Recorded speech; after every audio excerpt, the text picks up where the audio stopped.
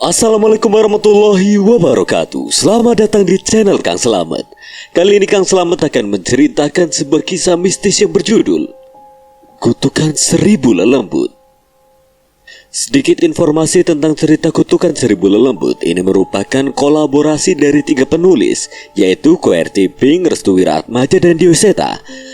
Cerita ini terbagi menjadi 3 sudut pandang yang berbeda, yaitu Gama dan Budi dari QWERTY Pink, Raden Muda dan Raden Angkoro dari Restu Wiratmaja, serta Danan dan Cahyo dari Dioseta. Meskipun mereka memiliki musuh dan permasalahan yang berbeda, nantinya mereka akan dipertemukan di satu tempat yang mengharuskan mereka bertarung bersama melawan sosok terkutuk yang kembali bangkit. Jadi, Kang Selamat sarankan untuk teman-teman semua menyimak cerita ini satu persatu agar dapat memahami alur cerita dan tokoh yang ada di dalamnya. Sebelum kita masuk ke ceritanya, buat kalian yang belum subscribe channel ini, tekan tombol subscribe-nya terlebih dahulu dan tekan tombol notifikasinya agar kalian tidak ketinggalan cerita seram lainnya dari Kang Selamat. Gak usah berlama-lama lagi, langsung saja kita masuk ceritanya. Kutukan Seribu Lelembut. Si pengung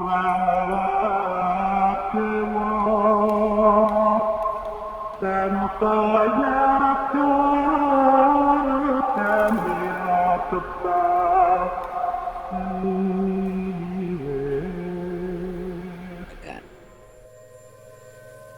Sulit bah penyakit seperti ini. Gama langsung bersikap tenang, padahal ia baru saja melihat bayangan rambut gondrong Budi berada di dapur seperti sedang bicara dengan Ituti. Apa yang selanjutnya harus Asep lakukan, Mbah? Mungkin ada petunjuk. Ikhlaskan saja, Asep. Memang sudah seharusnya garis takdir murni seperti itu. Kutukan yang ada dalam tubuhnya sudah mengikat darah. Lihat saja tiap hari tubuhnya semakin kurus. Ikhlaskan. Anggap saja beribadah dan berserah pada Yang Maha Kuasa. Ucapan Mbah Rojak membuat Mbah Asep seperti tidak menerimanya. Begitu juga Nituti yang berjalan membawa 3 gelas air teh hangat di atas wadah tampak, seperti aneh dengan ucapan tersebut. Tapi Bah, apa tidak ada cara lain? Gama masih terdiam dan mencoba untuk mendengarkan ucapan Mbah Rojak karena ia tahu tidak mungkin menyangkal sesepuh kampungnya sedang berbicara, walaupun ia merasa janggal dengan sikap pasrah yang tidak sejalan dengan apa yang ia ketahui. Tidak ada, Sep. Maaf saja tidak bisa bantu lagi. Mbah Asep dan Ituti seperti kecewa dengan ucapan Mbah Rojak. Raut wajah putus asa semakin Gama lihat jelas dari mereka berdua. Maaf Gam, ini handphonemu. Ada pesan masuk dari kakek. Mbah Asep sangat kaget melihat perawakan Budi dengan rambut gondrongnya, kemudian menurunkan tubuhnya bak bersimpu di hadapan Gama. Dengan cepat Gama menerima handphonenya. Saudaranya Pak Gama yang kebetulan ikut itu, Bah. Ucap Mbah Asep untuk kedua kalinya memecah tatapan Mbah Rojak pada Budi. Mbah Rojak seperti mendapatkan apa yang ia cari dan semua pertanda itu ada pada Budi. Betul apa yang dikatakan Mbah Asep.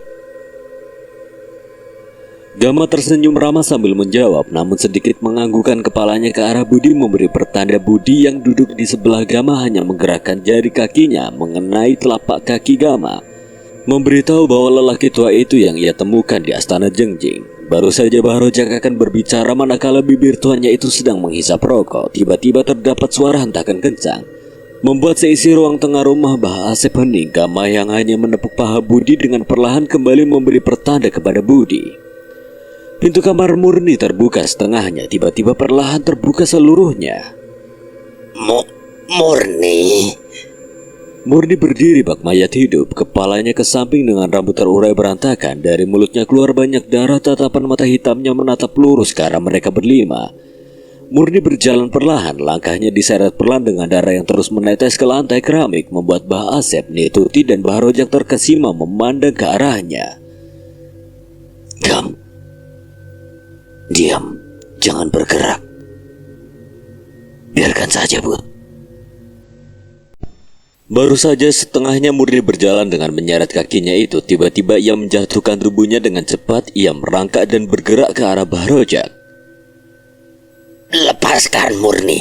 Ini apa? Lepaskan. Bahrojak berteriak menahan tubuh Murni dengan kedua tangannya yang sudah berada di leher Bahrojak. Beberapa gelas di hadapan Bahrojak terjatuh dan menyisakan satu gelas. Namun Budi seperti lega manakala satu gelas itu tidak terjatuh yang berada di samping Bahrojak. Murni hanya tertawa kencang. Tenaganya bak berlipat kali lebih kuat membuat Mbah Asep berusaha melepaskannya dengan menarik tubuh Murni sekuat tenaga. Pak, gimana ini? Gama hanya menganggukkan kepalanya tanpa mengeluarkan suara bersamaan dalam hatinya terus mengucapkan amalan. Bukan, itu bukan dari sosok. Setengahnya kedua penjaga Murni. Hampura, selamatkan ini keturunan saya. Saya tahu kamu punya kelebihan.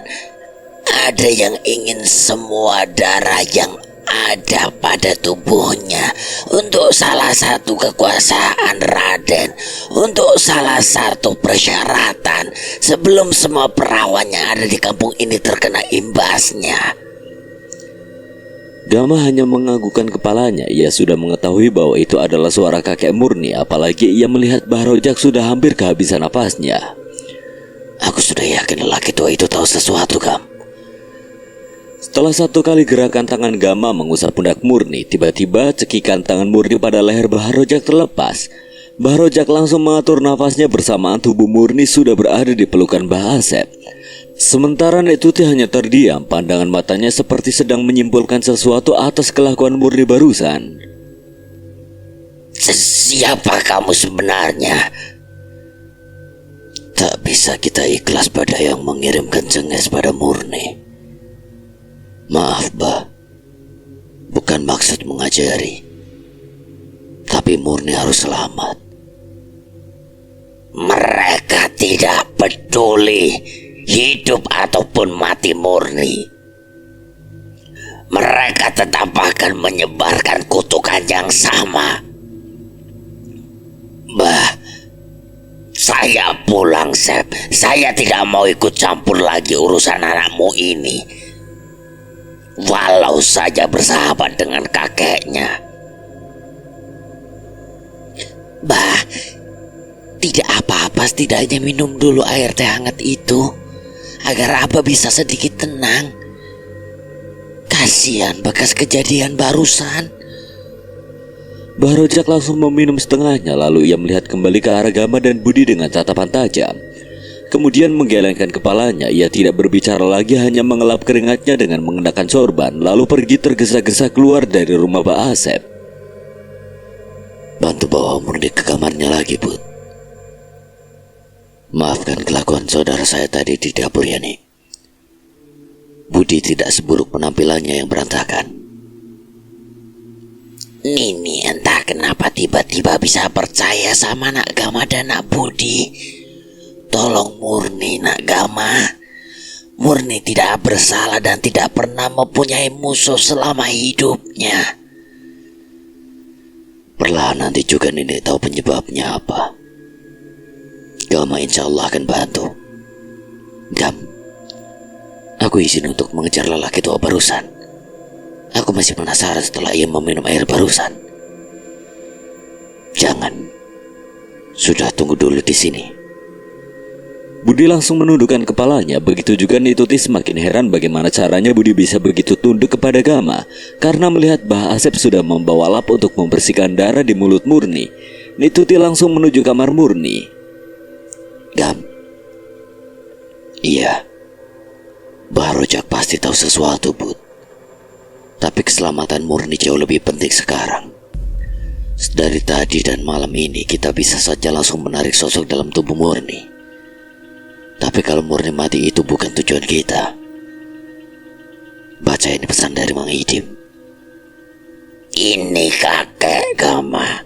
Kalian jangan dulu ambil tindakan. Kalian harus menemukan dahulu siapa yang mengirim cenges itu. Ada 2 desa yang sedang mereka bereskan. Kakek dapat informasi dari Pak Le. Mungkin kutukan yang sama dengan apa yang dialami Murni. Cari pertanda lainnya malam ini juga. Keadaan rumah termasuk Dewi sudah tahu kasus ini. Jangan dulu pulang kalau ingin Murni selamat. Dari sini kakek terus ikhtiar dengan Mang Idim. 1, 2, dan 3 pertanda sudah kita dapatkan, Bud.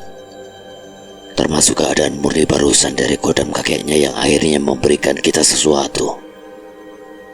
Harusnya dengan cara Murni menyerang Bah Rojak barusan sudah memperkuat dugaan kamu di astana barusan. Tega sekali ada orang yang menghendaki keadaan Murni seperti itu. Kapan dan di mana kita akan berjumpa mereka berdua, Kam? Berjaga saja di luar.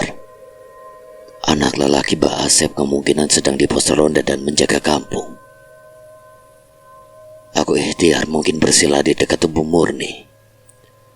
Kalau terjadi apa-apa masuk ke kamar dan sentuh tubuh aku, Bud. Semoga ada petunjuk malam ini juga. Di teras luar, Budi yang sedang duduk melihat Gama masuk ke dalam kamar Murni dengan hanya membawa 1 sajadah dan sarung yang diberikan Ituti. Pintu kamar Murni hanya terbuka setengah saja. Nak Budi ini pakai tikarnya. Kalau malam pasti dingin. Budi hanya menganggukkan kepalanya kemudian menerima tikar itu. Nituti menyusul Mbak Asep yang sudah membaringkan tubuhnya di tengah rumah. Budi lihat seperti sedang berbincang sesuatu namun kembali ia abaikan karena Mbak Asep sudah memejamkan matanya. Beberapa kali asap sudah keluar dari mulut Budi dengan rokok yang terjepit di antara celah jarinya. Pikirannya terus saja berputar tentang segala kejadian yang menimpa Murni. Gama pasti sudah mulai. Budi melihat Meong Hideng berjalan melewati dirinya yang sedang duduk bergerak ke arah samping di mana kamar Murni berada, membuat Budi langsung menundukkan kepalanya. Budi langsung mematikan rokoknya lalu berkeliling rumah untuk memastikan keamanannya. Dari dalam kamar Murni, Gama sudah duduk mengenakan sarung di atas sajadah dengan gelang gengge yang masih ada dalam saku celananya itu terus-menerus mengeluarkan panas. Matanya sudah terpejam dengan hatinya terus berucap untuk memanjatkan doa kepada Sang Pencipta, meminta petunjuk dan bantuan terlebih mendoakan Kilang Samana. Dalam hatinya Gama merasa bahwa Murni yang berada di sampingnya itu bergerak, suara kasur bergeser sudah mampu Gama pastikan. Namun ia tetap saja berusaha tenang dan lebih dalam memejamkan matanya dengan petunjuk yang sudah terjadi pada Murni. Murni bergerak. Dari suara gesekan kaki itu semakin mendekat ke arahnya yang sedang duduk bersila. Hamparan dari gelapnya mata Gama terpejam dan gelang gengge semakin panas. Tiba-tiba menyuguhkan sebuah reruntuhan dengan bebatuan besar yang sangat berserakan. Dan hanya terdapat 1 bangunan utuh tempo dulu yang langsung Gama lihat. Bersamaan ia merasa ada 2 tangan yang sedang menggerayangi bagian punggungnya dengan perlahan. Tempat apa ini? Pasti ada kaitannya dengan sakitnya Murni. Gama berusaha mengatur nafasnya karena perlahan tubuhnya berubah menjadi panas manakala kedua tangan itu terus berada di punggungnya dan sesekali mengusap bagian rambutnya. Dari gelap yang terus semakin pekat, perlahan hadir asap-asap putih untuk memperjelas penglihatan Gama. Asap itu terus saja berputar pada sebuah reruntuhan batu-batu besar. Seorang perempuan yang semakin Gama lihat sedang diikat kepalanya mengenakan tali berukuran besar. Rambutnya yang sudah berantakan dengan wajah yang semakin pucat sedang diseret bak binatang oleh seseorang yang mengenakan topeng untuk menutupi wajahnya. Nyawa jang jiwa nak. Ges katalian kuaringin sukma eta Gama. Setiap darah yang ada dalam tubuhnya wajib jadi makanan salah satu Raden. Suara Kilang Samana sudah Gama dengar berada sedikit di belakang tubuh Gama yang sedang berdiri. Semakin jelas melihat Murni yang sedang merangkak itu memakan sesuatu dari dalam wadah batok berukuran besar. Lidahnya menjulur panjang dengan tali yang mengikat lehernya terus dipegang seseorang. Buyut, bagaimana Gama tahu tempat itu? Gama yakin penyakit kutukan itu berasal dari sana. bantuan akan datang.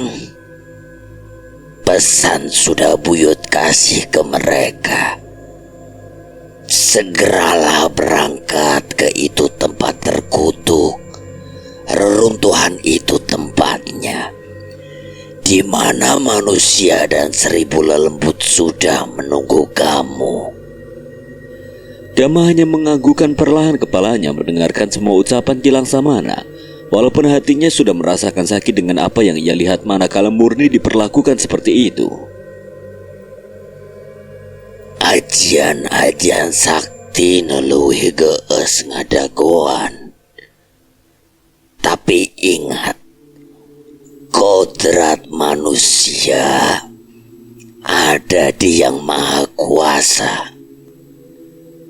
Mulut Murni terbuka melihat ke arah Gama, namun satu kali tarikan tali pada lehernya membuat mata Murni semakin melotot. Bersamaan dengan terus-menerus kedua tangan berada di pundak Gama yang semakin menyentuh tubuhnya yang terus mengeluarkan panas. Gama langsung memahami pesan dari Kilang Samana dan merasa kehadiran Kilang Samana adalah petunjuk kuat mengarah pada satu tempat. Perlahan ia membuka matanya, namun ia sudah tidak melihat Murni berada di atas kasur. Aku di sini, Gama. Suara bisikan itu membuat Gama seketika membalikkan kepalanya. Tangan Murni sudah berada di pundaknya. Astagfirullahaladzim, Murni. Gama langsung memegang kedua tangannya dengan mata yang semakin terbuka hitam dan mulutnya sudah penuh darah, membuat gambaran kejadian barusan langsung berbekas nyata pada tubuh Murni. Gama langsung membawa tubuh Murni yang tiba-tiba terlelap kembali jatuh di kedua tangan Gama bersamaan dengan langkah tergesa-gesa yang Gama dengar dari luar. Budi, tolong Gam. Mulut Murni terbuka perlahan. Gama mengetahui bahwa jiwanya sudah berada di alam lain dengan tubuh yang terus digerogoti agar darahnya menjadi makanan dari yang mengirimkan jenges itu. Walaupun Gama cemas pada keadaan Budi karena mendengar langkah lain dari luar rumah, ia lebih memilih membersihkan bagian mulut Murni dengan mengenakan lap yang ada di sebelahnya. Apalagi melihat bahwa Asep dan Nituti sudah terlelap. Jam 2. Ucap Gama manakala ia tidak merasa duduk bersilanya barusan berzikir sudah sangat lama. Doakan Murni ada petunjuk dari reruntuhan itu. Pasti mereka juga menuju tempat itu. Budi baru saja duduk di sebelah kayu di belakang rumah Mbah Asep dengan malam yang semakin larut. Enggan ia untuk beristirahat sebelum telinganya mendengar perintah Gama. Sudah beberapa kali ia mengelilingi rumah memastikan keamanan untuk keluarga Mbah Asep, terutama Gama yang sedang berzikir. Dari kejauhan ia melihat kembali pertanda seekor monyet hadir. Suara lompatan binatang berekor panjang itu sudah pindah dari satu pohon ke pohon lainnya. Lama juga tidak berjumpa. Seharusnya tidak mengirim dia seperti itu. Apalagi ia tidak mendekat kepadaku. Baru saja satu hisapan rokok ia mendengar langkah seseorang mendekat hingga ia memasang sikap siaganya. Di sini ternyata. Ucap lelaki dengan membawa golok di tangannya itu mendapati lelaki berambut gondrong yang ia cari sejak menemukan Mbah Rojak tidak sadarkan diri di tengah jalan menuju rumahnya. Saya Kusuma, anak Mbah Asep.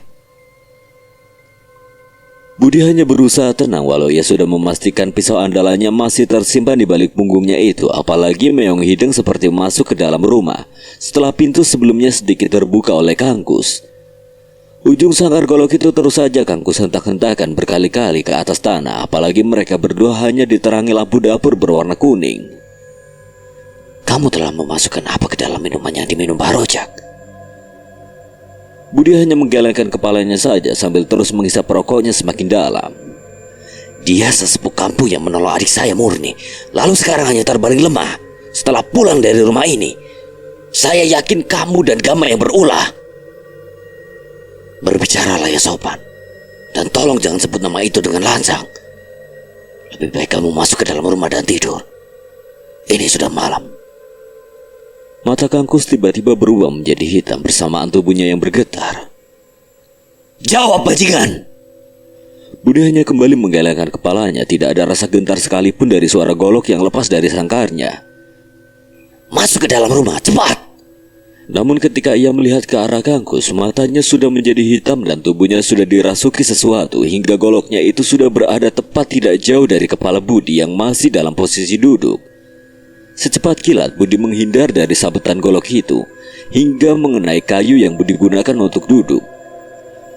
Golok di tangan Kangkus itu menancap kuat pada kayu. Baru saja Kangkus akan mengeluarkan golok itu dari kayu, tiba-tiba satu kali pukulan Budi mendarat di bagian perut Kangkus hingga membuat tangannya terlepas dari ujung golok. Budi dengan cepat langsung mengunci leher Kangkus sekuat tenaga. Sudah aku bilang masuk ke dalam rumah. Tunjukkan siapa kamu. Akan aku habisi. Bisikan itu didengar oleh kedua telinga Kangkus hingga sebuah pohon yang jauh dari pandangan Budi bergetar dan terlihat seseorang yang pernah Budi lihat di tanah Astana Jengjing.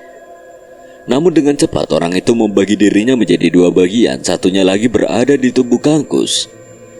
Anak perempuan itu akan mati. Bentak Kangkus berusaha tangannya memukul perut Budi, namun Budi lebih kencangkan lagi kunciannya itu hingga tubuh Kangkus dengan mudah terangkat dan ia seret meninggalkan halaman belakang. Ampun, lepaskan. Jangan merasuki tubuh orang ini. Satu lawan satu pun akan sama. Akan aku habisi. Satu kali pukulan kembali Budi layangkan tepat di bagian perut Kangkus, membuat Kangkus langsung muntah dan mengeluarkan suara teriakan kencang. Kus, nah Budi kenapa anak ini? Golok dalam sakarnya mencoba menghabisi saya nih. Mendapati rojak terkapar lemas. Ia sudah dirasuki sosok pengirim cenges pada Murni, Kam. Dengan cepat Gama, Bah Asep dan Nituti keluar dari rumah mendekati Kangkus yang sudah kerasukan dengan mata yang menghitam seperti apa yang terjadi pada Murni. Dengan cepat Gama memegang kepala Kus untuk memastikan. Sama Bud dengan kejadian Murni ini. Ini semakin buruk keadaannya.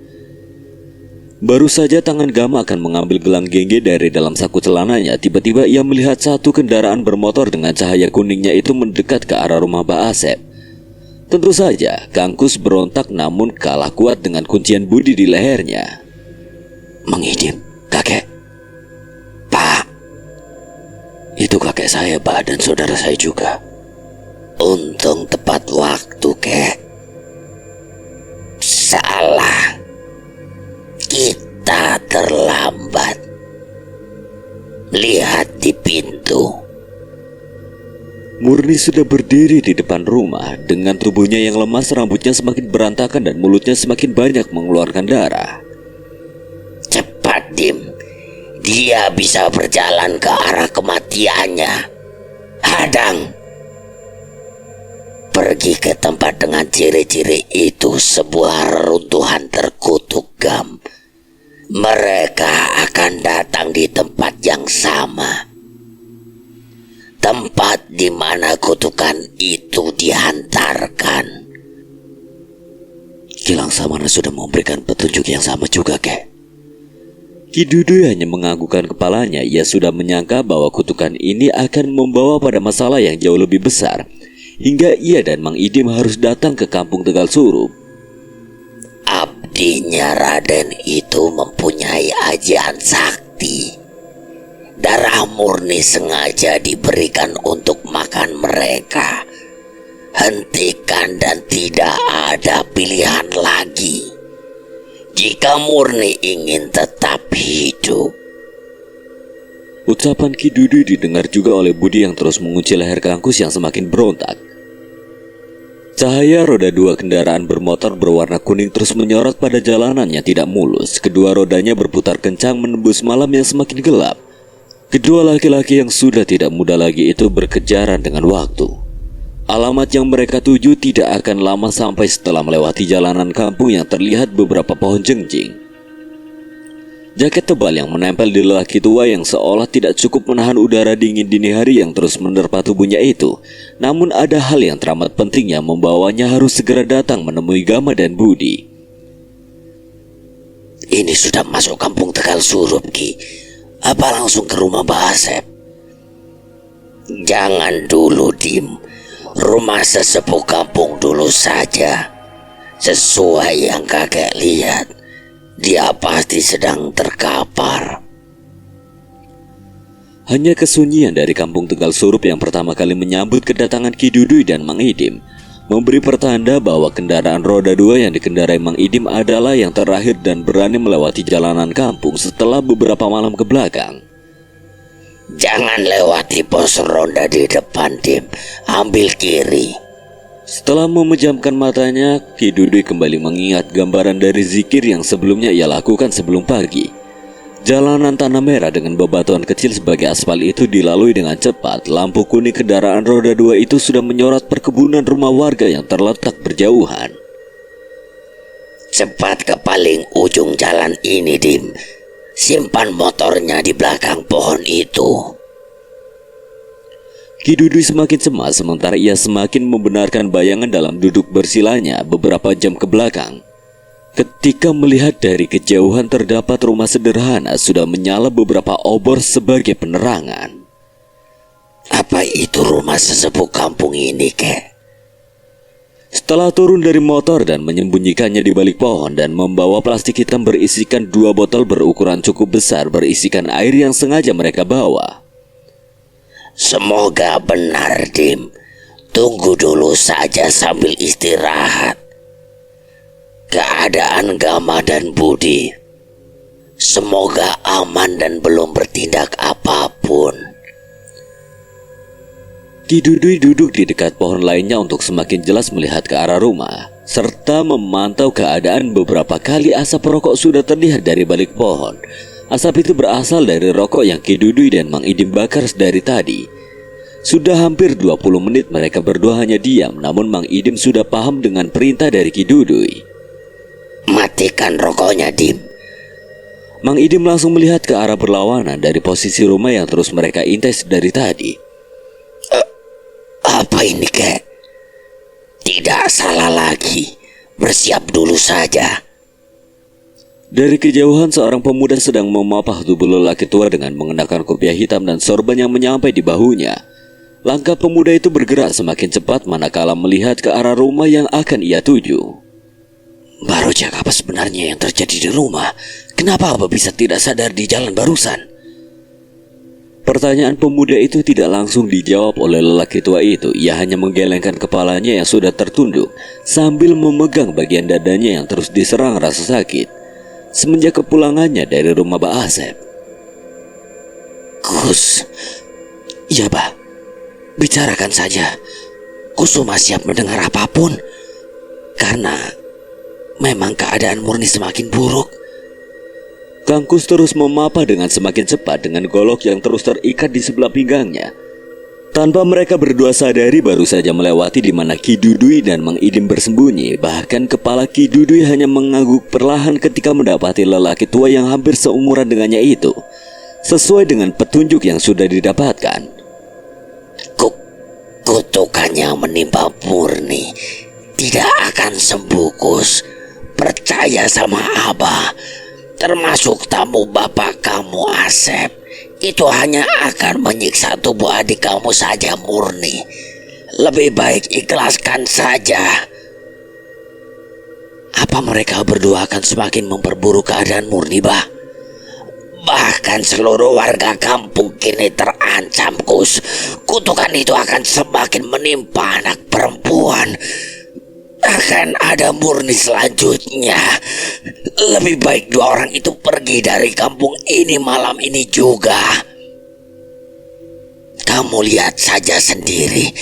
Apa setelah kedatangan Pak Guru teman Abah kamu dan lelaki gondrong yang Ihin dan Juna temui di atas Astana Jengjing, keadaan adik kamu membaik? Tidak, Bah. Malah Murni semakin berontak.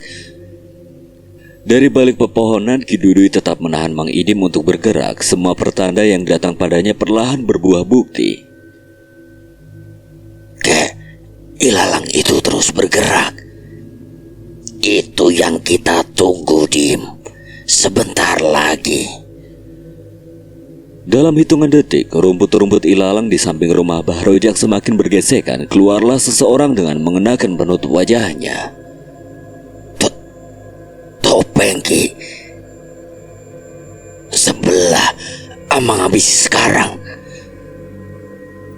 Jangan. Percuma, sudah diam dulu saja.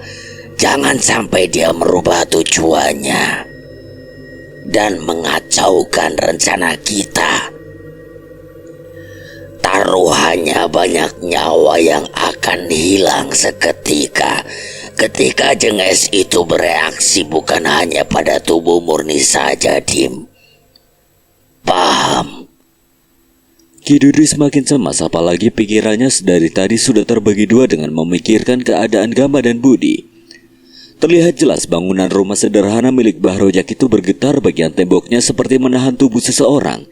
Diikuti suara teriakan menahan sakit, namun belum bisa Ki Dudui dan Mang Idim pastikan antara tubuh Mbah Rojak atau Kangkus.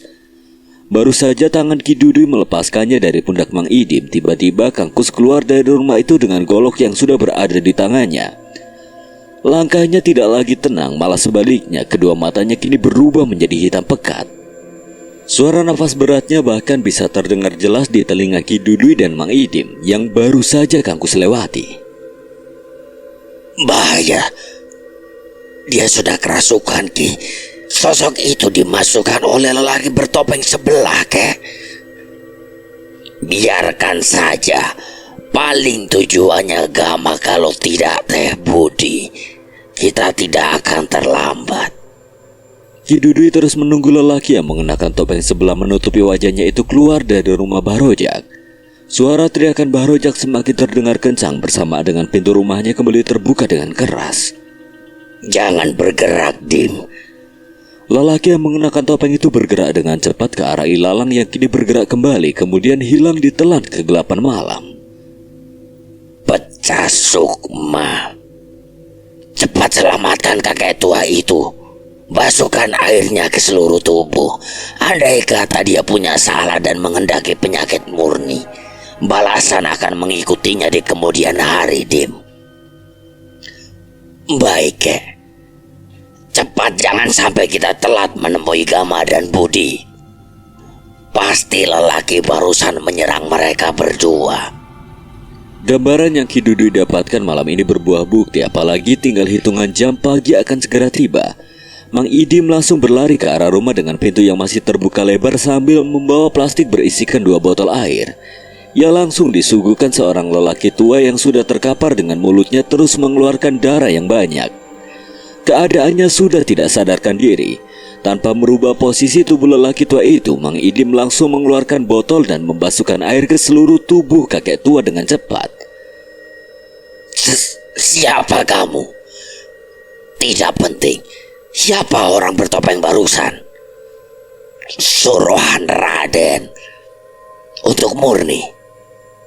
Untuk kutukan murni dan warga kampung. Jangan ditahan, Kek. Nanti bisa kehabisan darah. Dim, cepat, Dim. Suara teriakan Ki Dudui membuat Mbah Idim langsung membasuhkan air terakhir ke wajah lelaki tua itu, kemudian meninggalkannya seorang diri. Jika tidak berkhianat, lelaki tua itu bisa menjadi saksi dan memberikan penjelasan pada keluarga murni, Kek. Dia hanya bilang seorang Raden. Suruhan, Raden itu perlu makan, tapi sayang, nyawa dan darah yang mereka perlukan. Mengirimkan kutukan jenges demi kekuasaan. Gama dan Budi harus segera menuju ke arah di mana semua berawal, Dim. Termasuk kesembuhan murni, Kek. Termasuk juga keselamatan warga. Dan waktu yang sangat teramat singkat. Kutukan ini tidak bisa, Dim. Mereka akan menghadapi musuh yang sama, sesuai informasi dari Pak Le. Ki Dudui terus memperhatikan keadaan kampung Tegal Surup dan ia sudah yakin bahwa akan ada sebuah sungai yang harus ia tanyakan pada Budi. Lampu kuning kendaraan roda 2 itu sudah menyorot sebuah rumah yang berada di paling ujung kampung Tegal Surup. Semua kecemasan dan firasat Ki Dudui langsung disambut oleh bukti ketika kuncian tangan Budi sudah mendarat di leher pemuda yang sudah dirasuki sosok kiriman dari lelaki bertopeng sebelah. Lelaki itu terus berontak namun kalah telak dengan cekikan dan kuncian yang Budi lakukan.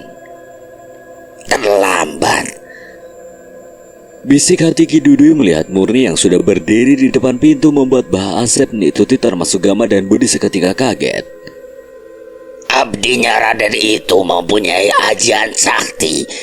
Darah murni sengaja diberikan untuk makanan mereka. Hentikan dan tidak ada pilihan lagi. Jika murni ingin tetap hidup. Ucapan Ki Dudui didengar juga oleh Budi yang terus mengunci leher Kangkus yang semakin berontak. Suara teriakan Murni sudah terdengar kencang. Dengan cepat usapan tangan Mang Idi mendarat di wajahnya, membuat tubuh Murni lemah kemudian terjatuh. Di mana ke lokasi reruntuhan itu? Sadarkan dulu pemuda itu, kasihan. Apa itu anak Abah?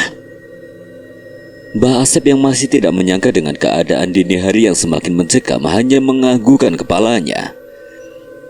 Kusuma, kakak dari Murni, kek. Maaf sudah membuat kakek datang ke rumah ini. Tolong anak perempuan saya satu-satunya, kek. Kasihan tubuhnya semakin kurus dalam waktu beberapa hari saja. Nituti ia sampai bersujud di hadapan Ki Dudui. Namun dengan cepat Gama mengangkat tubuh Nituti. Gama menahan tangan Budi yang mengunci leher Kangkus yang semakin kuat. Mata hitam Kangkus tiba-tiba terpejam dan langsung dibawa ke dalam rumah. Lelaki tua dengan kopiah hitam dan sorban sudah tidak sadarkan diri di rumahnya. Setelah Kusuma mengantarkannya sampai ke rumah. Mbah Rojak, dia meminum air yang Budi siapkan, kek. Sepertinya dia tahu sosok pengirim jengges pada Murni. Jelas sekarang, kek, saya mulai bisa paham malam itu. Mbah Asep kemudian menjelaskan 3 malam ke belakang ketika Mbah Rojak dini hari pergi menyusuri Astana Jengjing sampai Walungan Lewi Kolot. Setelah Mbah Asep menceritakan kenapa penyebab Murni terjatuh di dekat Astana Jengjing hingga bagian pahanya mengalirkan darah, Ki Dudui, Gama, dan Budi hanya mendengarkan dengan teliti. Terlebih Ki Dudui sudah memberi pertanda kepada Gama dan Budi untuk tidak berbicara. Benar tidaknya, Mbah Rojak? Bukan hak kita memastikan Mbah Asep. Tapi keselamatan Murni yang penting dini hari sekarang sampai pagi tiba. Mbah Asep sudah kenal saya juga lama. Apalagi ini bukan perkara biasa. Apa siap dengan segala resikonya? Ucapan Ki Dudui membuat suasana dini hari di dalam rumah Mbah Asep seketika hening. Apalagi Nituti baru saja ikut dalam perbincangan. Apapun ini siap menerima resikonya. Mang Idim hanya menganggukkan kepalanya ke arah Ki Dudui. Ia masih berdiam di dekat pintu kamar Murni. Ki Harja Maula atau sering dipanggil Ki Maul. Betul itu kakeknya Murni. Benar, kek, itu nama bapak. Sesepuh pembuka agama. Orang paling dihargai di kampung ini. Itulah kenapa Budi sudah melihat lelaki bertopeng sebelah yang menutupi wajahnya berjalan di atas Astana Jengjing. Suruhan seorang raden, mungkin dari keluarga Ningrat. Mereka haus akan kekuasaan dan keserakahan. Namun ada harga yang harus dibayar mahal, yaitu darah dari keturunan yang baik. Hingga kutukan jenges itu menimpa Murni. Celakanya Gama dan Budi harus terlibat, bahkan bertanggung jawab, karena takdirnya membawa mereka berdua sampai di rumah ini. Terlebih mengenal Mbah Asep selama mengajar di sekolah. Mbah Asep dan Nituti seolah mendapatkan jawaban atas apa yang menimpa anak perempuannya dengan waktu yang teramat cepat itu. Apalagi kini Kangkus masih terbaring belum sadarkan diri. Apa Murni akan selamat, kek? Baru saja Ki Dudui akan menjawab, ia merasa akan ada sesuatu yang datang. Tiba-tiba terdengar kembali suara seperti pasir mendarat di atas genting rumah Mbak Asep, membuat Nituti dan Mbak Asep mengingat kejadian beberapa malam ke belakang ketika Mbak Asep baru saja tiba di rumahnya. Gawat, sampai pagi Murni harus tetap selamat. Tempelkan saja Gam, tidak ada cara lain. Jenges kembali ditaburkan. Mereka ingin Murni mati sebelum pagi tiba. Gama dengan cepat langsung menempelkan gelang genge yang ia ambil dari dalam saku celananya pada bagian perut Murni, membuat suara teriakan jauh lebih kencang kini terdengar hampir ke seluruh rumah Mbak Asep. Mulut Murni semakin terbuka lebar, namun kedua matanya terus terpejam. Dari dalam perutnya seolah terdapat binatang yang terus menggerogoti dagingnya. Suara ayam berkokok yang begitu nyaring sudah terdengar berkali-kali dari arah kandang yang berada di belakang rumah Mbah Asep. Bersamaan dengan pagi yang sudah tiba dengan sinar mentari dan hembusan angin yang membawa udara dingin. Tak jarang beberapa warga kampung yang akan menuju Walungan Lewi Kolot pasti memandang heran ke arah rumah Mbah Asep. Apalagi kini sejak dini hari tadi sudah terparkir 2 motor di depannya. Pasti itu teh orang yang akan menyembuhkan Murninya. Tidak tahu juga. Apa memang bisa sembuh dengan keadaan Murni yang sudah begitu? Warga sudah tahu kan itu kutukan. Dari dalam rumah sederhana itu, Gama dan Budi sudah bersiap dengan keadaan tubuhnya dalam keadaan kurang istirahat. Apalagi Gama sejak subuh tadi hanya duduk bersila di dekat tubuh Murni. Silih berganti berjaga dengan Budi dan Mang Idim sejak dini hari. Abah juga akan pergi dulu ke sekolah. Mau izin pada ibu kepala sekolah Pak Gama. Mungkin jika harus kehilangan pekerjaan, ini sudah bagian dari resiko. Bicara saja Pak, tidak apa-apa. Ibu kepala sekolah akan paham. Tapi tolong jangan menyebutkan Gama ada di rumah Abah. Biar urusan izin Gama nanti istri Gama yang akan datang ke sekolah. Di luar rumah, kepala Budi terus mengangguk perlahan ketika duduk bersila di hadapan Ki Dudu dan Mang Idim. Apalagi setelah menerima sobekan kertas yang Gama ketahui dari malam yang sudah Ki Dudu coretkan banyak tulisan. Nah Gama, jika tidak ada pilihan, biar tukar saja nyawa Nini dengan Murni, agar Murni bisa kembali seperti sedia kala. Raut wajah putus asa Nituti semakin terlihat setelah melihat keadaan tubuh Murni pagi ini semakin mengenaskan. Kulit putih nan segar itu kini berubah menjadi keriput, tulang-tulang tubuhnya semakin terlihat jelas. Gama tidak menjawab ucapan Nituti, ucapannya sudah cukup membuat hatinya ikut merasakan sakit. Ia hanya langsung mencium tangan Nituti dan Mbah Asep, apalagi Kangkus masih terlihat kebingungan dan masih belum ingat kejadian semalam. Gama, semua sudah kakek titipkan dengan Budi segala petunjuknya. Tapi ada satu hal yang harus kamu dengar langsung. Suara sungai sampai tengah siang mungkin akan terdengar bergemuruh. Setiap air itu berjumpa dengan air terjun dan seterusnya. Lokasi di mana jenges dan kutukan itu dikirim dari arah timur, hutan dan juga sungai. Baik, Gama mulai paham kek. Desa longsor dan kejadian mengerikan yang sedang mereka bereskan bisa jadi pertanda tambahan. Nanti ketika kamu pergi menyusuri arah sungai sesuai petunjuk kertas di tangan Budi, kakek akan komunikasikan lagi dengan Pak Le. Kasihan Murni tidak banyak waktu untuk menentukan nasib hidupnya sendiri. Tanda-tanda arah sungai itu akan sampai ke hulu sudah dipastikan juga oleh Mbah Asep yang lebih tahu Gam. Catatannya ada di tangan Budi. Akan sangat jauh dari kampung ini, lebih dari perbatasan dari barat menuju timur.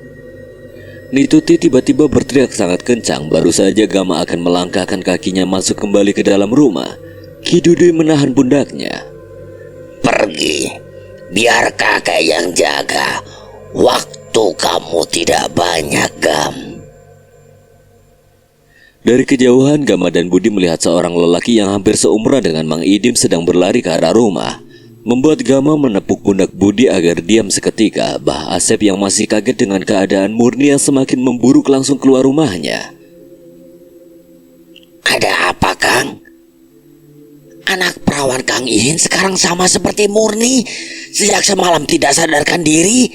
Tubuhnya kejang-kejang seperti ada yang menyetubuhinya. Darah juga terus keluar dari mulutnya, Bah. Gama hanya menganggukkan kepalanya perlahan. Ia sudah mengetahui bahwa ancaman dan kutukan itu tidak akan lama lagi menyerang warga kampung Tegal Surup. Gerak cepat, Bud. Keadaan akan semakin buruk.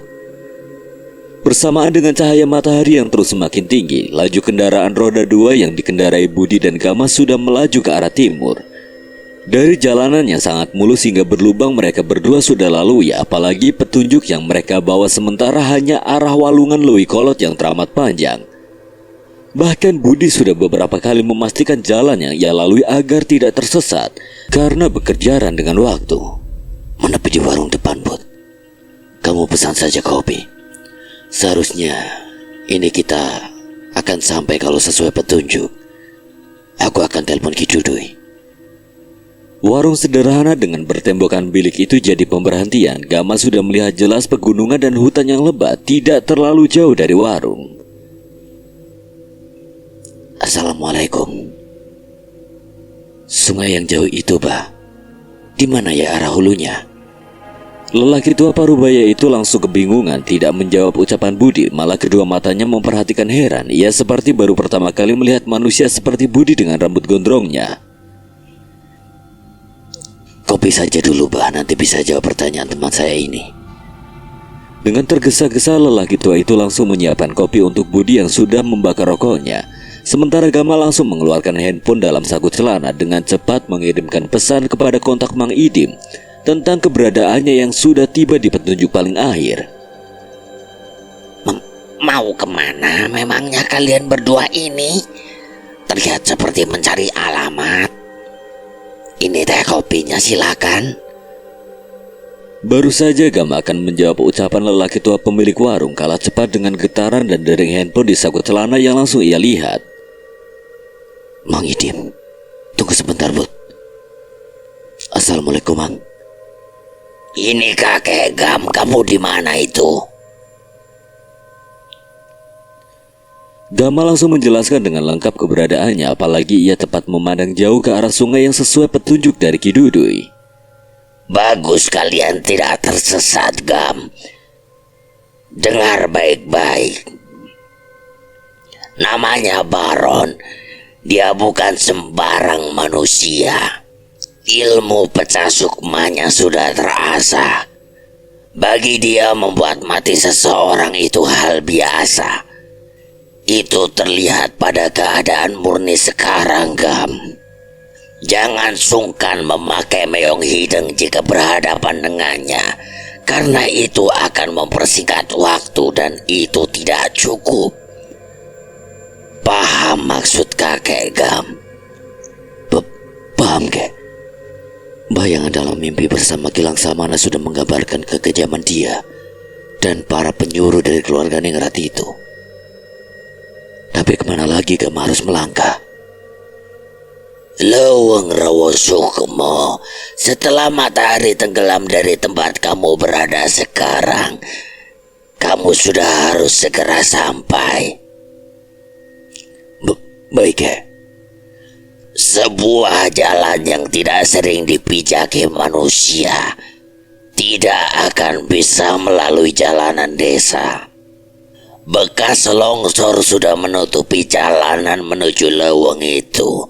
Di antara celah pegunungan dan dihapit oleh hutan. Gama akan simpan motor di warung ini. Mungkin kakek tua pemilik warung juga akan Gama tanya. Tapi apa yang akan Gama dapati di dalam leweng itu, Kek? Tempat ajian pecah sukmo. Si Baron dan para penyuruhnya akan jauh berkali lipat kuat di tempat itu. Tempat di mana kutukan itu dikirimkan pada Murni. Hati-hati. Seketika telepon dari Ki Dudui terputus setelah Mang Idim terdengar membisikkan sesuatu di telinga Ki Dudui, membuat Gama paham akan keadaan yang terjadi di rumah Pak Asep. Seharusnya mereka juga akan sampai. Kek, maaf, pernah dengar desa yang terkena longsor belakangan ini?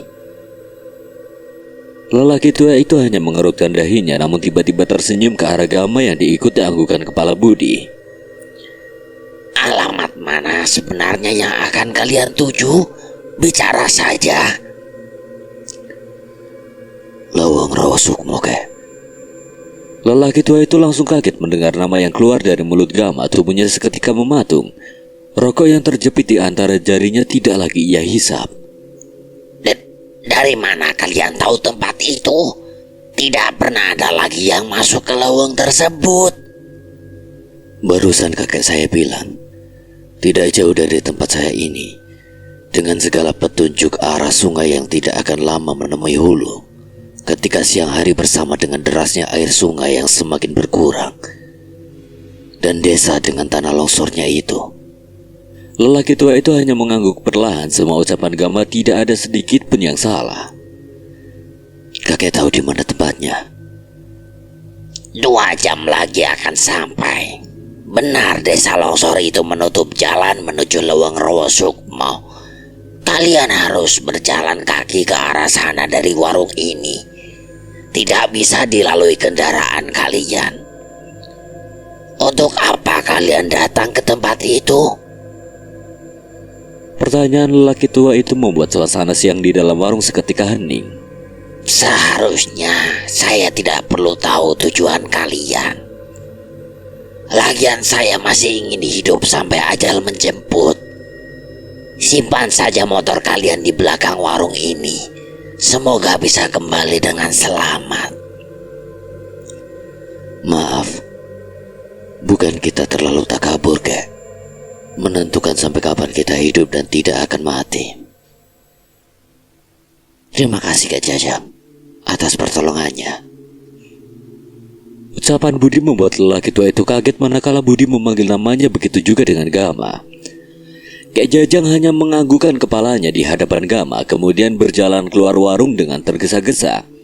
Begitu juga Budi yang langsung menyimpan uang selembar sisa pembelian makanan sebelumnya di atas meja. Ia langsung mendorong motor yang disimpan di belakang warung. Kalau kalian beruntung, cahaya bulan malam ini akan membuka jalan di dalam leweng sana. Ambil saja jalan kecil yang terjepit. Itu sudah hutan dan kalian sudah masuk. Mungkin terlihat dekat dari sini, namun kenyataannya kalian masih harus berjalan jauh. Baik, saya paham, kek. Dari mana sebenarnya kalian? Nanti kalau kami kembali kakek akan tahu. Ayo Kam, semoga sampai sebelum sore.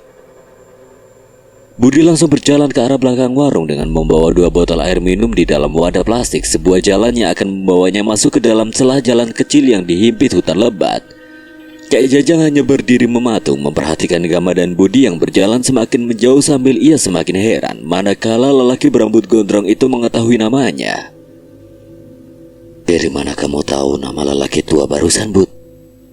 Di dekat wadah jajan ada buku bertulisan Mbah Jajang. Itu pasti milik dia, bukan, Gam? Mungkin catatan belanja atau penghasilan warung. Aku juga sudah simpan uang kembalian untuk bayar kopi. Gama hanya menggelengkan kepalanya saja dengan tingkah Budi. Walaupun ia mengerti pasti Budi jauh lebih teliti berhadapan dengan orang baru yang kini memberikannya petunjuk, membuat Gama langsung mengirimkan pesan penting pada Mang Idim agar segera dibaca oleh Ki Dudui. Sudah hampir 2 jam Gama dan Budi berjalan di bawah matahari yang perlahan turun menerangi isi dalam lowong melalui celah pepohonan tinggi menjulang. Tidak ada satupun pertanda bahwa jalan setapak ini sering dipijaki kaki manusia. Namun Gama cukup tenang ketika Budi terus membuka jalan untuknya. Dan untuk Budi, lowong seperti ini sudah tidak lagi asing. 2 botol air minum yang mereka bawa sudah habis dari tadi. Mereka tidak menyangka bahwa perjalanannya cukup jauh, hingga perlahan cahaya kuning keemasan terlihat semakin turun dari celah-celah pepohonan. Cahaya itu keluar dari barat yang berarti ada di belakang mereka berdua. Suara sungai sudah tidak lagi terdengar, Gam. Apa mungkin masih jauh? Benar, Bud. Beberapa kali para penunggu di sini sudah ingin menunjukkan wujudnya. Apalagi sebentar lagi malam akan tiba. Hati-hati, Baron bisa muncul kapan saja. Maaf, Gam. Kita tidak salah jalan. Lihat di depan. Bagus. Sesuai amanah kakek, Bud. Meong Hideng sudah menunggu kita. Gama terus mendekat ke arah dua cahaya kuning dari mata Meong Hideng. Apalagi matahari baru saja tenggelam, membuat seisi leweng menjadi gelap. Baru saja Gama mengelus kepala Meong Hideng, pohon di depan pandangan mata Gama bergetar kencang, membuat dedaunan itu ikut bergerak. Tidak salah lagi. Sesuai firasatku. Kalian akan sampai dengan tujuan yang percuma. Suara itu membuat Budi siaga. Dari kegelapan malam, Budi sudah melihat seseorang muncul. Orang yang sama ketika ia lihat di atas tanah Astana Jengjing. Gama, awas! Budi melihat orang itu tiba-tiba berada di belakang tubuh Gama dengan ajian pecah sukmanya. Tubuh Gama langsung terpental terkena pukulan kencang yang mendarat di bagian lehernya hingga tubuhnya tertahan sebuah pohon. Meong Hideng langsung berlari terpincang-pincang ke arah Gama. Ia langsung mengelap sedikit darah yang keluar dari mulutnya. Pecundang, hanya segitu kemampuanmu. Hadapi aku, jangan bersembunyi. Di sini. Budi, hati-hati. Dia adalah Baron dengan topeng sebelahnya. Cepat perintah aku, Gam. Ini kawasanku. Mulai sekarang hidup dan mati kalian di tanganku. Termasuk anak perempuannya, darahnya begitu segar untuk tuanku. Tidak akan lama lagi. Kutukan akan menimpa seluruh kampung dengan surup. Sekarang, Bud. Budi melangkah ke arah Baron tanpa ada sedikit pun rasa takut pada kekuatan Baron. Pandangan lurus dan dingin itu bak binatang buas yang akan segera memakan hidup-hidup mangsa buruannya. Baron hanya satu langkah mundur, tidak menyangka musuh di depannya itu tidak bisa dikalahkan dengan hanya mengenakan perkataannya. Satu kali pukulan Baron melayang dengan cepat ke arah wajah Budi, namun dengan cepat kepala tangannya itu malah berada di tangan Budi. Tulang pergelangan tangan Baron seketika terdengar remuk. Tangan kiri Budi bergerak ke arah belakang pinggangnya. Walaupun ia merasakan sebuah keanehan, Baron malah tersenyum. Satu kali tusukan pisau andalan Budi mendarat tepat di bagian tengah dahi Baron. Tanpa ampun pisau itu ia tarik ke bagian bawah hingga mengenai pertengahan di mana kedua mata Baron berada. Hampir membuat rusak topeng sebelah yang Baron kenakan. Baron berteriak, terdengar sangat kencang, namun seketika tubuhnya bisa lepas dari cengkraman Budi bersamaan dengan dahinya yang hampir dibuat remuk. Bajingan, kalian tidak akan bisa membuatku mati. Budi seketika melirik ke arah Gama. Ia masih harus menghabisi Baron, entah itu pecahan sukmanya ataupun wujud aslinya. Lakukan. Dengan sedikit gerakan mulut dan sebuah anggukan, Gama memberi izin pada Budi untuk menyelesaikan apa yang ia lakukan. Isyarat Gama membuat Budi melesat mengejar pecahan sukma Baron masuk ke dalam lewang yang membuat Gama tertinggal di belakangnya. Gama menggunakan celah kesempatan itu untuk mencoba memahami kekuatan Baron ketika pukulan sebelumnya mendarat di bagian pundaknya. Ayo bergerak. Amarah Budi tidak akan mudah padam. Musuh di depannya mungkin makanan yang selama ini ia nantikan. Ucap Gama kepada Meong Hideng yang langsung mengikuti langkahnya. Hanya dalam hitungan detik Gama sudah kehilangan jejak Budi. Walau begitu Gama terus melangkah semakin masuk ke dalam lewang. Ia meneruskan perjalanannya bersama Meong Hideng yang terus berjalan terpincang-pincang. Baron seperti sengaja memisahkan aku dengan Budi. Tidak usah khawatir atau takut.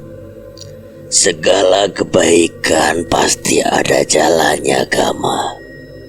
Lurus. Kelangsa mana? Gama terus berjalan tanpa mengetahui di mana keberadaan Budi, namun bisikan suara Kelangsa mana dan gelang GG yang terasa semakin panas bisa membuatnya sedikit tenang. Padahal sekarang jalan di hadapan matanya itu hanya diselimuti kegelapan malam yang semakin pekat. Segala jenis pepohonannya semakin meninggi dan semak-semak yang rimbun. Dari arah lurus yang semakin gelap, tiba-tiba dahi Gama mengkerut dengan kedua matanya itu mendapati seseorang yang sedang berdiri di dekat semak-semak di antara pepohonan. Suara pisau beradu terdengar dari arah orang itu, namun suara pertempuran itu perlahan menghilang seolah ia berhadapan dengan siasat yang licik. Orang itu berlari ke arahku seolah menyadari keberadaanku, dan saat semakin mendekat aku seolah merasa tidak asing dengan sosok itu. Tidak salah lagi. Danan. Gama? Danan terlihat kaget sambil melihat ke arah Meong Hideng yang berada di dekat kaki Gama. Gama langsung mendekat ke arah Danan dan langsung memberikan salam hangat. Begitu juga Danan langsung mengelus kepala Meong Hideng yang sudah ia ketahui wujud aslinya. Pasti musuh yang kita hadapi sama, Danan. Benar, tidak salah lagi. Keadaan semakin darurat, Gam. Pertanda dari kilang Samana sudah aku ketahui. Di mana Budi? Tidak mungkin dia ditinggalkan. Kidudi juga sudah dapat pertanda dari Bale hingga aku sampai di tempat ini. Budi sedang mengejar Baron, apa Cahyo juga sama? Belum lama Danan akan menjawab ucapan Gama, mereka berdua sama-sama mendapati pertanda seseorang mendekat. Ajian pecah sukmo Baron benar-benar berbahaya, Gam. Kita harus menemukan wujud aslinya. Budi sudah hampir membuat Baron mati, namun sayang itu ternyata juga bagian dari ajiannya saja. Suara dedaunan yang bergesekan terdengar dari salah satu sisi. Awas Danan, di sana! Aku akan menyerangnya dengan sukmaku ketika dia mendekat.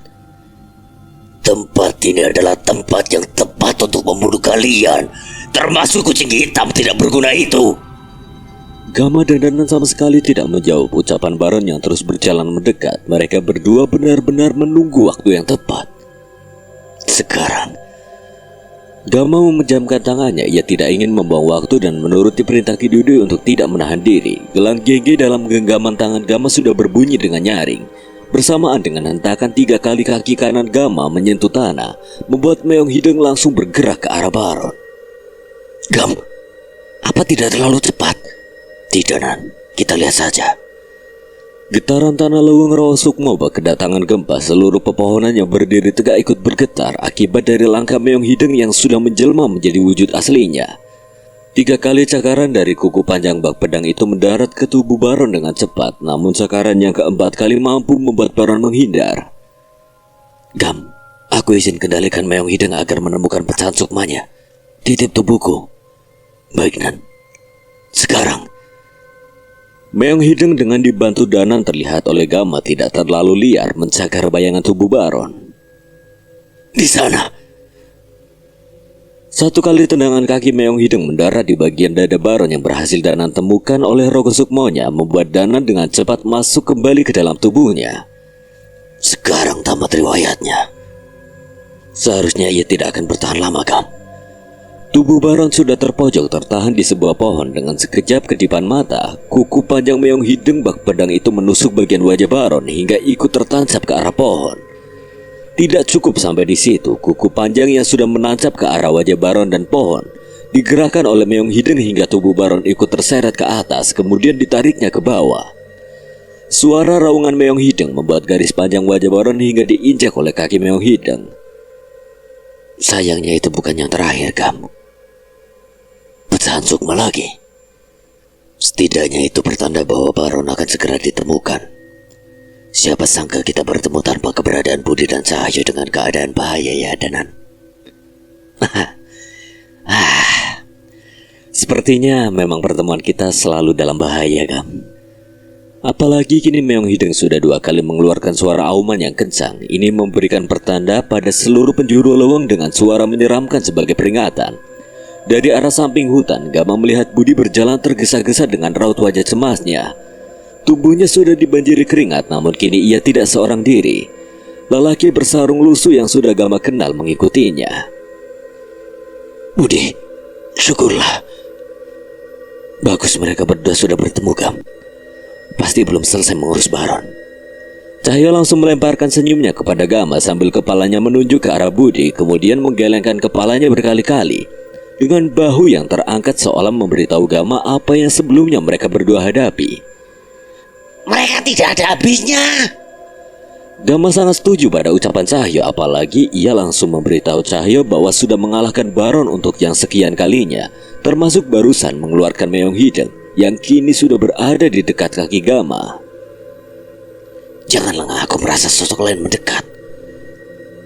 Ucapan Budi itu membuat Gama dan Danan waspada, sementara Cahyo dan Budi segera membuat formasi berdua untuk mengawasi beberapa sisi hutan. Danan dan Gama yang melihat hal itu saling bertatapan dan melirik ke arah Budi dan Cahyo. Kayaknya ada yang makin akrab nih. Oh jelas dong, kita kan sahabat baik, Besti. Singkirkan tanganmu dan jauhkan sarung baumu dariku. Perbincangan itu sontak membuat Gama menghantawanya, sementara Budi tetap dengan sikap dinginnya. Ada yang datang lagi ini, Bud. Bersiap. Aturannya sama. Langsung saja habisi. Begitu juga dengan Cahyo dan Danan sudah dalam keadaan siaga, pertanda dari balik pepohonan yang kini tidak terlalu rapat itu membuat Lawang sedikit lega bak memberikan tempat untuk menghadapi Baron. Mereka datang. Menyerah saja di alas rawa sukmo ini. Aku tidak memiliki kelemahan. Gama langsung memejamkan matanya sambil terus mengucapkan amalan. Gelang gengge dalam tangannya itu semakin ia genggam. Tidak ada kekuasaan selain Gusti yang Maha Suci yang membuat bumi dan seisinya. Tidak ada pilihan, Gam. Menyelamatkan nyawa harus dengan nyawa.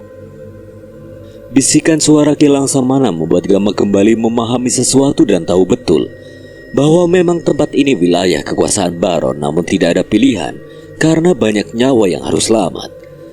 Ketika Gama kembali membuka kedua matanya, ia langsung disuguhkan banyaknya sosok yang mengelilingi mereka berempat. Sosok yang akan segera menghabisi mereka berempat. Membuat Meong Hideng yang kini mengeluskan kepalanya di kaki Gama, ia seolah ingin langsung diberi perintah. Gila sebanyak ini. Meong Hideng langsung mengeram, namun dengan cepat dikendalikan oleh Gama. Apa rencananya? Tanya Gama kepada Danan sambil mengendalikan dirinya, apalagi gelap malam nan pekat mendukung keadaan bahwa tidak ada pilihan lain selain melawan. Kita tunggu mereka menyerang dan... Wanasura! Cahyo langsung menghajar Sukma Baron tanpa menunggu aba-aba dari Danan. Tak berbeda dengan Budi yang sangat bersemangat menikmati pertarungannya. Gama hanya menggelengkan kepalanya seolah tidak percaya dengan langkah Cahyo memanggil Wanasura. Begitu juga dengan keris raga Sukma Danan yang langsung menyala, membuat Gama memejamkan matanya. Gelang gengge dalam genggaman tangannya kembali berbunyi bersamaan dengan hentakan kaki Gama sebanyak 3 kali, membuat Meong Hideng langsung berubah wujudnya. Seketika membuat tanah leweng rawa sukmo kembali bergetar. Budi sudah terlihat memisahkan kepala dari tubuh sosok itu. Cara bertarung Budi semakin brutal dan tidak terkendali, membuat Cahyo terkadang menatapnya tidak nyaman, namun mereka berdua tetap melanjutkannya tanpa memberi ampun sedikit pun. Sosok bernama Baron itu pasti punya batas untuk memecahkan sukmanya, kan? Benar, seharusnya begitu. Kecuali... Gama melihat Danan seperti menyadari sesuatu hingga ia menyingkir dari pertarungan dan melimpahkan sosok-sosok itu pada Meong Hideng, yang langsung menyayatkan kuku panjangnya itu pada bagian tubuhnya. Danan akan melakukan sesuatu. Kekuatan hutan ini membuat ajian Baron semakin kuat. Gama terus mengendalikan Meong Hideng dengan wujudnya yang besar itu sambil memperhatikan pertarungan Cahyo dan Budi yang terus menghabisi sosok-sosok itu. Seketika Danan menaruh kerisnya, tangannya menyentuh tanah. Hal itu baru pertama kali Gama lihat. Namun ia sudah bisa paham dengan Danan yang mencoba mengendalikan kekuatan hutan ini. Kesulitan. Tidak bisa. Energi hutan ini terlalu kuat. Lantas apa lagi yang harus kita perbuat? Gama tiba-tiba mengerutkan dahinya. Ia sedang melihat ke arah Cahyo dan memperhatikan Budi yang terus bertarung dengan pisau yang terus berada di tangannya itu. Siapa yang akan datang? Tiba-tiba, dedaunan dari pepohonan yang menjulang tinggi itu saling bergesekan manakala dilewati sosok kecil yang lincah bergerak dari satu pohon ke pohon lain menuju keberadaan Cahyo. Kliwon. Benar, Kliwon. Lihat saja, hanya Cahyo yang mampu bicara, Kam. Seharusnya ia membawa pertanda penting. Tak lama Kliwon kembali meloncat ke arah pepohonan. Kini gerakannya jauh lebih cepat, sementara Budi dan Meong Hideng semakin tidak terkendali menghabisi sosok-sosok yang keluar semakin banyak itu. Kepala-kepala yang terlepas dari tubuhnya hingga cakaran bak pedang pajang terus terjadi tanpa bisa dihindari. Keadaan semakin sulit ini. Menurut Kliwon ada seseorang di hutan ini yang membantu kita. Kita harus bertahan sekuat mungkin. Tidak ada cara lain, mereka berempat hanya bertahan di bawah gelap malam yang semakin pekat sambil menunggu pertanda dari Kliwon menjadi kenyataan. Siapa orang itu? Gelap malam seolah tidak memberikan ampunan di dalam lowong Rawa Sukma. Tempat Baron berasal itu bak sedang terjadi pesta. Ia mengeluarkan seluruh kekuatan peca sukmanya untuk menghabisi mereka berempat yang sudah hampir kewalahan. Budi sudah terlihat hampir kelelahan, begitu juga Gama yang terus mengeluarkan tenaga sisanya untuk mengendalikan Meong Hideng yang terus bertarung jauh semakin liar. Hingga kini sosok-sosok itu dibantu oleh pisau-pisau yang tiba-tiba muncul dari atas hutan dengan jumlah yang sangat banyak, membuat keberadaan Gama, Danan, Cahyo, dan Budi terpaksa harus bergerak. Kekuatannya gila. Ucap Gama manakala mengingat ucapan Ki Dudui bahwa kekuatan Baron dan Lowong ini semakin menyatu, maka akan semakin kuat. Atas saran dan teriakan Cahyo mengajak mereka semua bersembunyi di balik pohon tumbang agar tidak terkena serangan pisau itu. Namun berbeda dengan Meong Hideng, ia lebih memilih terus bertarung sambil melindungi batang pohon. Pisau itu tidak mempan sama sekali kepadanya. Danan dan Gama sudah berpikir cepat karena tidak mungkin pepohonan itu dapat melindungi mereka berempat dalam waktu yang lama. Langkah cepat harus segera mereka ambil. Danan memberikan saran untuk melarikan diri, namun berbalik dengan keputusan Cahyo. Telinganya seperti sedang mendengarkan jeli sesuatu. Tahan. Sedikit lagi. Gama, Dana, dan Budi hanya menganggukkan kepalanya hingga terdengar sebuah suara raungan. Nah, itu adalah suara dari wujud asli Kliwon, Wanasudra, saudara kembar Wanasura dari monyet kembar penjaga alas wetan. Gama, Budi, dan Danan seketika lega setelah semakin jelas mendengar raungan suara itu. Mereka hanya mampu menunggu dengan waktu tengah malam yang baru saja terlewati. Harapan dari kedatangan Kliwon bisa menguatkan niat mereka berempat yang kini mempunyai tujuan yang sama. Hingga terdengar suara langkah kaki yang tergesa-gesa mendekat dari arah hutanan gelap itu. Langkah kaki seseorang dengan pandangan heran menyaksikan pemandangan di luar nalarnya tentang apa yang sudah terjadi. Kalian yang melawan semua ini? Pemuda itu semakin heran. Bersama dengan Kliwon yang baru saja tiba membuat Cahyo dan Budi dengan cepat melindungi pemuda tersebut. Kalau Kliwon membawamu, seharusnya kamu punya cara untuk membantu kami mengalahkan mereka, kan? Setelah pecah sukma yang dibunuh Kang Sukri, masih ada pecahan sukma dari sosok Baron sebanyak ini. Tenang, jangan panik. Tenangkan dirimu dulu. Dan siapa namamu? Pemuda itu pun menarik nafas singkat dan mencoba menjawab pertanyaan Danan. Kimpul. Danan dan Gama langsung memberikan saran agar Kimpul menenangkan diri terlebih dahulu. Apalagi keadaan mendesak membawanya harus segera bergerak cepat. Danan sudah menjelaskan dan memaksa Kimpul untuk memberi informasi tentang Baron. Satu-satunya cara mencari keberadaan tubuh asli Baron. Gama menjelaskan kepada Kimpul bahwa memang sedang mencari keberadaan tubuh Baron, membuat Kimpul cepat memahami apa yang sedang mereka berempat cari. Mungkin saya bisa membantu.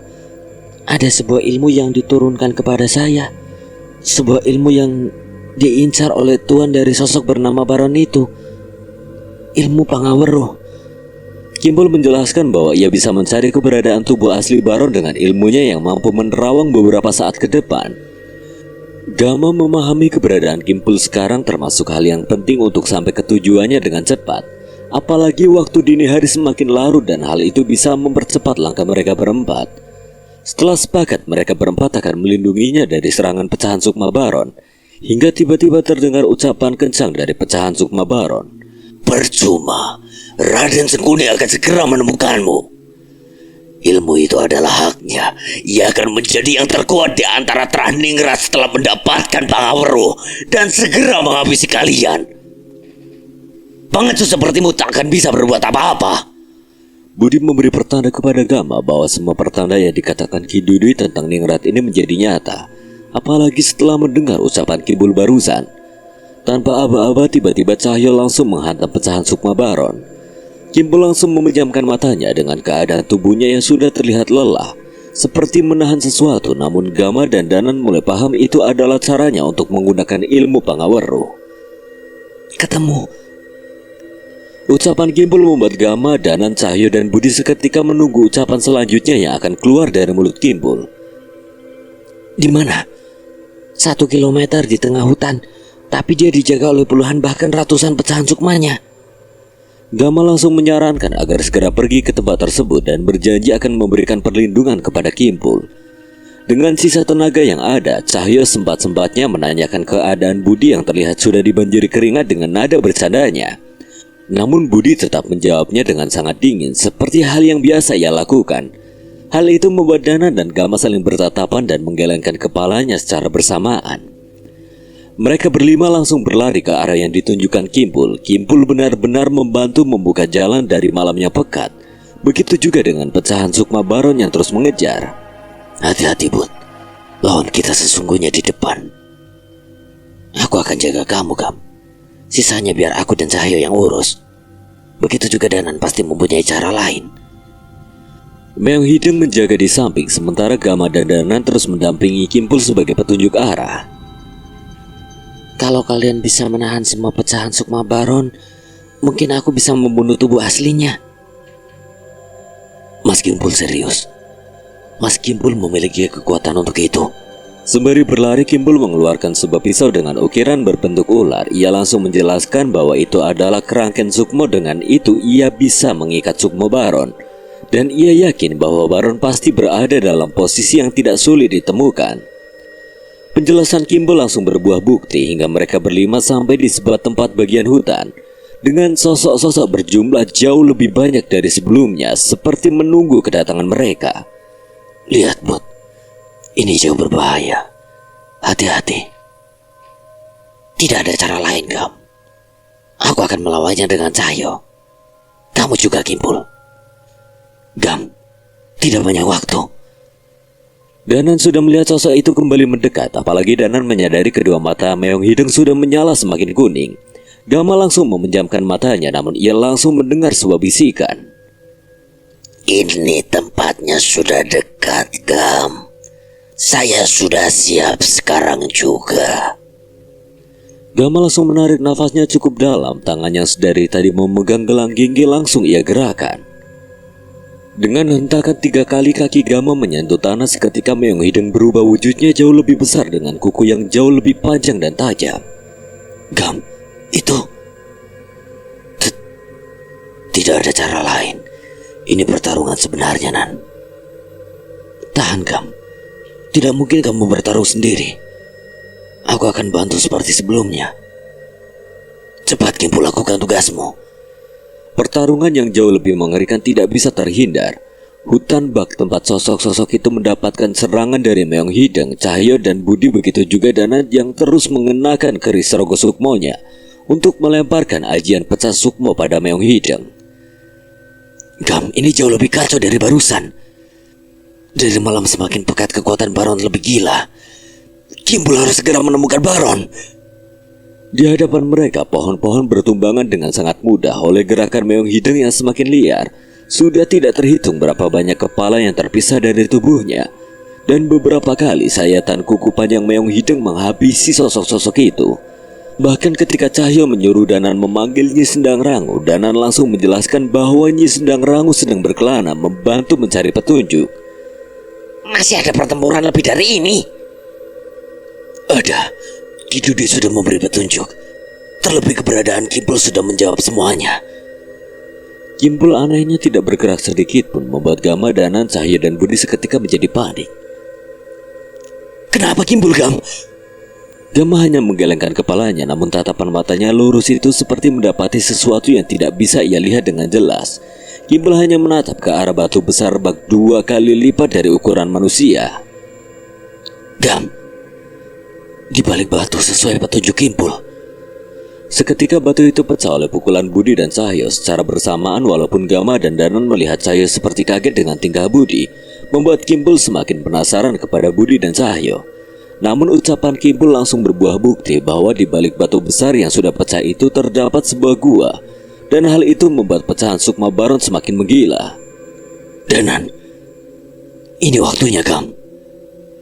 Raungan Meong Hideng semakin keras menggema ke seisi hutan. Ia sudah jauh lebih liar menghabisi sosok-sosok yang mendekat ke arah Gama, Danan, dan Kimbul. Kimbul, selesaikan sekarang! Kimbul langsung bergerak ke arah dalam gua untuk menemukan sosok Baron, namun seketika pecahan sukmanya itu kembali mengulang. Danan, kita harus masuk cepat. Gawat! Teriakan Danan membuat Cahaya dan Budi ikut bergerak masuk untuk memastikan keadaan Kimbul yang akan segera berhadapan dengan Baron. Kau akan mati lebih dulu. Senyum tubuh asli Baron dengan mengenakan topeng sebelah menutupi wajahnya membuat penasaran Gama sekarang terjawab pada sosok yang telah membuat kekacauan itu. Danan terus saja memperhatikan sekitar agar Kimbul segera mengenakan kerangkeng sukmonya. Awas! Cahaya melompat dan langsung menahan sebuah pisau yang melayang yang akan menusuk Kimbul dengan menyilangkan kedua tangannya. Cepat, Kimbul! Dengan cepat Kimbul membacakan sesuatu dengan bibirnya terus mengucap. Tidak berselang lama tubuh asli Baron berwujud bersama Sukma yang telah melemparkan pisau ke arah Kimbul yang berhasil ditahan Danan dan hilang. Tuanku akan membalas kematianku dengan menjadi penguasa tahta ini. Kalian akan mati dengan rasa sakit yang tidak pernah kalian bayangkan. Tahan, Kimbul. Danan, tahan. Aku bantu. Kimbul langsung mencari perlengkapan di tangannya agar dapat menghentikan darah di tangan Danan. Di luar, Budi sudah terbaring di atas dedaunan, sementara Gama langsung mengendalikan Meong Hideng yang langsung berubah wujudnya lagi. Berjalan terpincang-pincang ke arah Gama. Danan menjelaskan perbedaan pusaka yang berada di tangan Kimbul, dan Kimbul langsung menceritakan bagaimana pusaka itu dipercayakan kepadanya. Sebuah pusaka yang dapat menyegel atau mengikat sukma seseorang. Hal itu didengar jelas oleh Budi dan Cahyo, membuat Gama membenarkan setelah menyaksikan langsung bagaimana pusaka itu dapat mengalahkan Baron dengan kekuatannya. Ia masih percaya bahwa pusaka itu harus berada di tangan yang tepat, dan beruntungnya Kimbul setelah dibawa oleh Kliwon dapat berada di pihak Gama, Budi, dan Danan Cahyo. Ayo kita pergi, ucap Danan agar segera pergi dari tempat ini. Begitu juga dengan Gama yang baru saja akan melangkah, tiba-tiba tubuhnya seperti ada yang menahan. Siapa kau? Teriak Budi. Sama halnya dengan Gama, tubuhnya seperti terkunci tidak bisa bergerak. Hal yang sama juga langsung dirasakan oleh Cahyo. Lempuraga, Gam. Tidak mungkin. Seharusnya aku sudah mempelajari ilmu itu, Bud. Tidak begini jadinya. Gama semakin kebingungan. Ia tidak bisa menggerakkan tangannya untuk memberi perintah pada Meong Hideng sekalipun dan membunyikan gelang giginya. Dari salah satu pohon berdiri seseorang lagi yang mengenakan topeng hitam, dan kali ini tidak hanya sebelah. Ia menggunakan topeng hitam yang utuh, tidak seperti Baronnya setengahnya. Sial, itu Keling. Siapa dia? Tuan dari Baron. Tangan kanan Raden Segundi yang mengincarku. Ilmu waringan sukma yang ia miliki mengikat sukma kita hingga tidak bisa bergerak. Danan dan Budi hanya mengangguk mendengar penjelasan Kimbul yang berarti memberikan pertanda lainnya bahwa kutukan itu masih ada yang menghendakinya. Belum selesai, Gam. Aku akan menghabisi kalian nanti. Sosok yang disebut oleh Kimbul bernama Keling itu dengan cepat masuk ke dalam goa di mana jasad Baron berada. Tujuannya untuk mengambil topeng sebelah yang digunakan Baron sebelumnya. Raden Rahardian, sang Raden muda pengecut yang bersembunyi dari desa ke desa. Ucapan Kimbul membuat Gama dan Budi langsung memahami bahwa darah murni adalah untuk hal itu, membuat kesimpulan cepat. Walau tubuh mereka bisa bergerak sekalipun. Aku tidak lagi dapat menarik ilmu ajian pecah sukma dari tubuh Baron. Pasti ini ulah pusakamu. Bukan urusanmu. Memang bukan, karena sekarang kau akan mati bersama mereka. Jangan! Teriak Cahyo berusaha mengamuk, begitu juga dengan Budi yang terus berusaha bergerak, namun kekuatan hutan ini memperkuat ajian waringin sukma yang dimiliki Keling. Danan.